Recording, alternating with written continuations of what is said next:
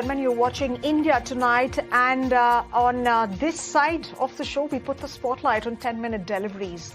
Well, that's the promise that quick commerce companies are making to their consumers, but drivers are dissatisfied.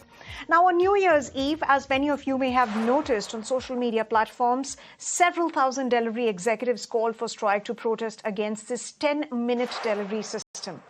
They call it a system that involves working under immense pressure. And responding and reacting to some of those tweets and, of course, the protests that have been carried out by delivery workers is Dipinder Goyal, the founder and CEO of Eternal. He took to social media platform X to allay concerns around the working environment of gig workers. He said that 10-minute delivery promise is essentially based on density of stores around your homes and that the system doesn't demand that delivery partners drive fast. In fact, we will be discussing this topic later on in just a short while from now. We will have two very special guests joining us. But before that, let's also take a look at what my colleague Anjali Palod has filed. Well, sources are telling Anjali that gig worker strike had negligible impact on companies like Zepto, Zomato, Blinkit, Swiggy and several others. In fact, Zepto and others claim that operations remain normal. Anjali now is joining us with more details on what her sources are telling us. Anjali, take us through the details.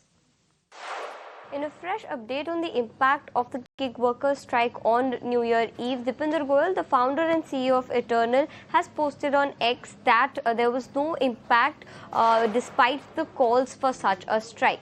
The food delivery platform and the quick commerce platform Zomato and Blinkit collectively posted 75 lakh per orders, which is plus orders, which is in fact an all-time high for these platforms. And he said that 4.5 lakh plus delivery partners were available on the ground who delivered these orders to 63 lakh customers during the day, negating any impact that a strike may have had. In fact, he also said that this happened without any additional incentives for delivery partners. Now, remember, Zomato did roll out some additional incentives for delivery platforms on New Year's Eve, but as Goyal claims, this is equivalent or in trend with previous New Year evenings and was not a response to the call for the strike at all. That is what Goyal is claiming.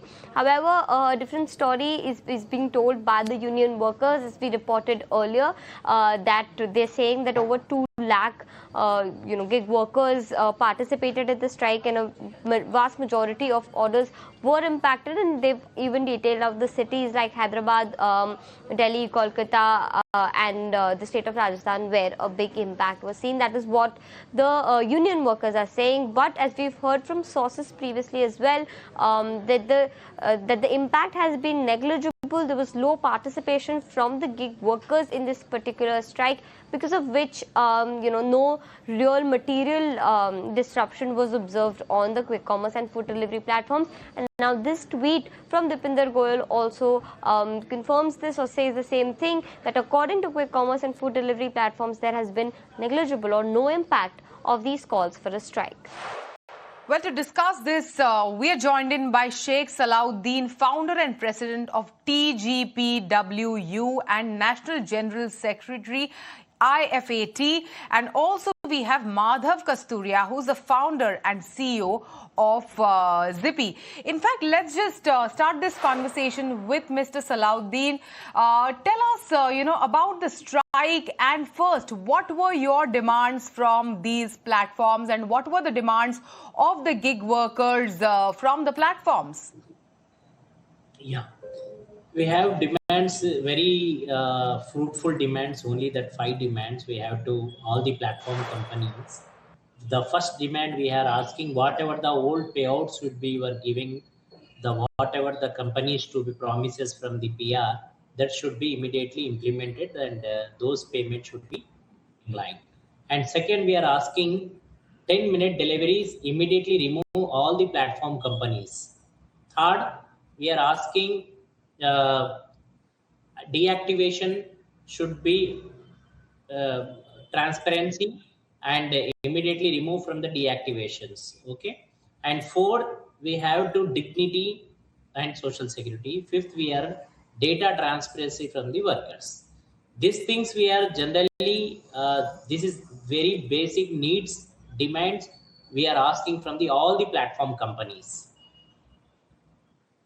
But Unfortunately, no one platform companies to listen this voice, this demand. This is demands not in my union, in my demands. This is from the pan India workers' demands. We are take the inputs from the workers, and after that we have to this Right. demand should be in the platform companies. And we are wait from 25th and Absolutely. 31st. And there's been a lot of back and forth, Mr. Salauddin. Yes, Mr. Sorry. Salauddin, there's been a lot of back and forth between some of these platform companies, including Mr. Dipinder Goyal, who's been tweeting on this matter, and of course what other people have to feel about this particular model of working of quick commerce companies. But let me ask you one more question, and then we'll come to you, Madhav, and thank you very much for your patience. Mr. Salauddin, Dipinder Goyal also stated, and this is on record on X, that these strikes were called by 0.1% of miscreants. So are you essentially a miscreant, or were any of the members who were going on strikes were miscreant? Did you snatch food? I mean, how do you really respond to what Dipinder Goyal has essentially stated about the kind of people who are actually behind these strikes? Every whatever Dipinder Goyal has tweeted, and I am as a TGPW, every tweet can be replayed with Dipinder Goyal. Can check once. We are Indian Federation of App-Based Transport Workers, Telangana Gig and Platform Workers Union. We are not calling from the any person to violence from this strike. Our strike very simple and very systematic. We are call on flash strike from the pan India. Okay, we are only from flash tag those actively persons. I will go. We are create the awareness, but no one can man handling in the proper way. Completely in all 2 days, 25th and 31st, single issue in not in my notice. But one thing I'm very clear. Dipinder Goyal is, and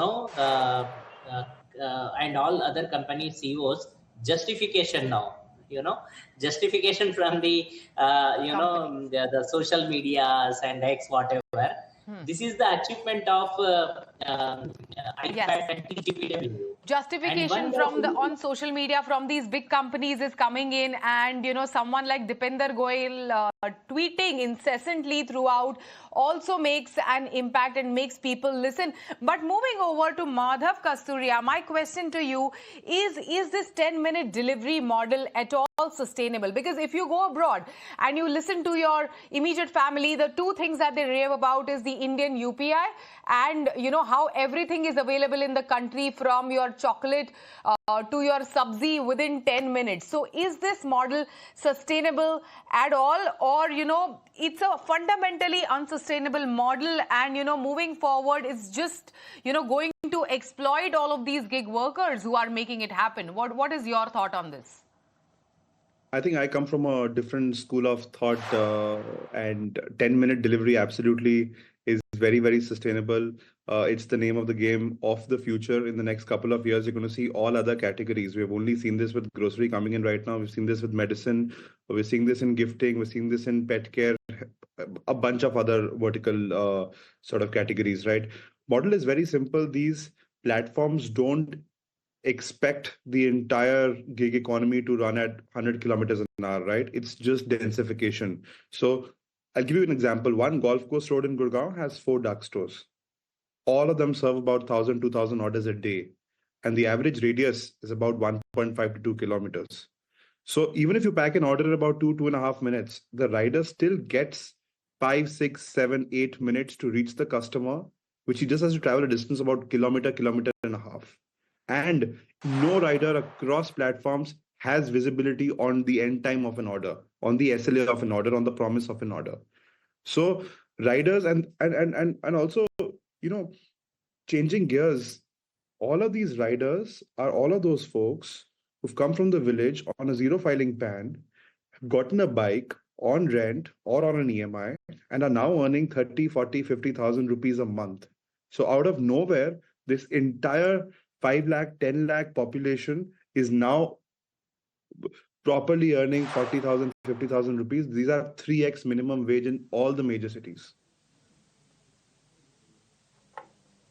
Right, Madhav, let me sort of present my counter to the argument that you've made of of course, you stay at golf course, but not every address is golf course. And of course, there are differences that have happened. And we have been hearing of very many of these stories that have been narrated by some of these delivery people, delivery executives, and people themselves, social media users themselves. But let me come back to the point that Dipinder Goyal essentially stated. He said that these protests were created by, they were called on by 0.1% of miscreants. Surely there are bad apples, and nobody is negating that. But why paint an exception as a norm? Why is the basic right to protest of individuals, why is that under attack?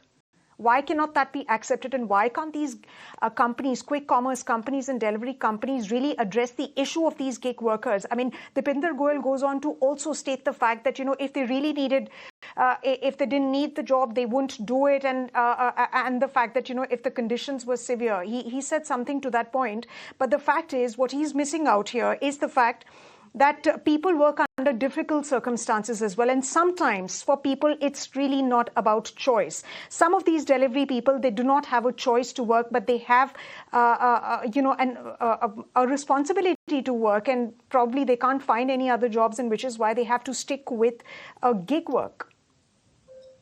No, I don't agree. And you know why? Because a bunch of these riders and gig enablers are people who have the freedom of dialing in, dialing out, checking in, checking out at their convenience. So there are people who do a full-time job in the day. They log on to Zomato at night at say 7 p.m. They work from 7 p.m. to 12 in the midnight and they log off.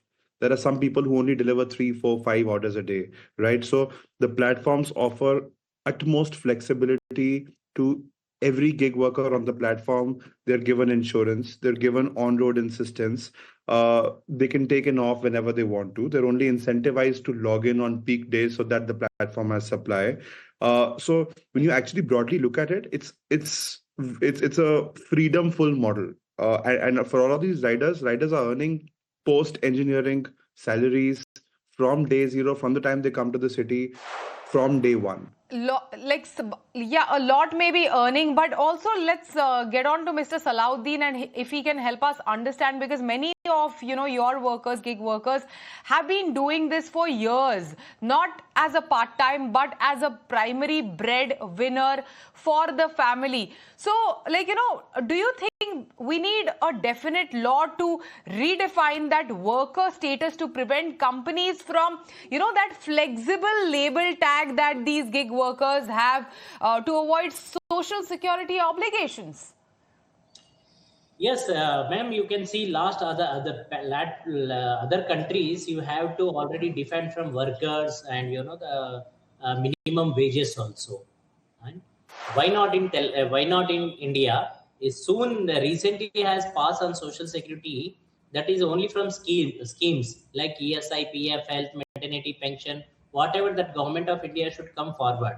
But we have the parallelly 5 states in Jharkhand, Karnataka, Telangana, and Bihar. 5 states, Karnataka also. 5 states should be pass the bill from legislation. But the game should be total will be data. Those aggregator companies not giving the data from the state governments and central government. That's why that social security schemes should be not be implemented. Okay, this is the big facts.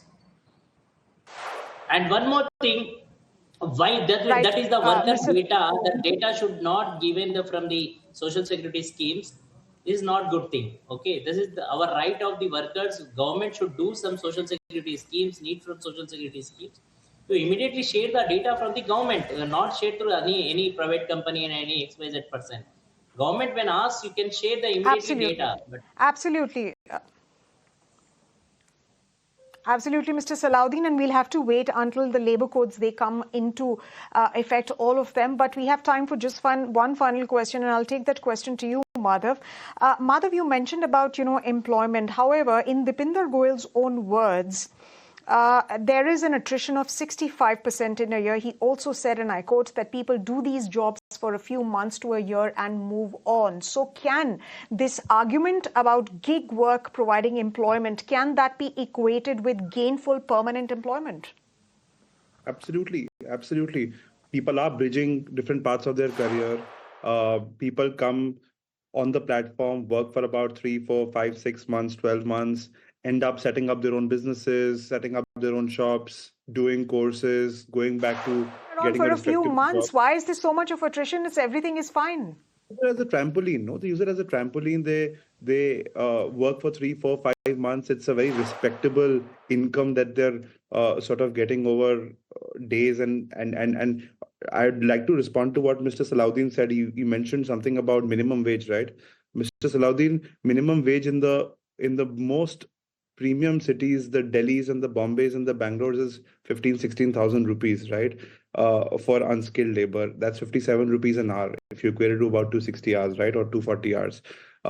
Earnings per hour on food delivery, quick commerce platforms is at least 105 rupees an hour. So you can't equate the payouts of gig workers as compared to any minimum wage across any state. That's far less. Thank you so much for stating your opinion and your thoughts on this. And thank you, Mr. Salauddin, also for joining us today. I'm afraid we will have to wrap this conversation. We are a little short on time, but thanks again for joining us today on ET Now. Well, moving on, it was a strong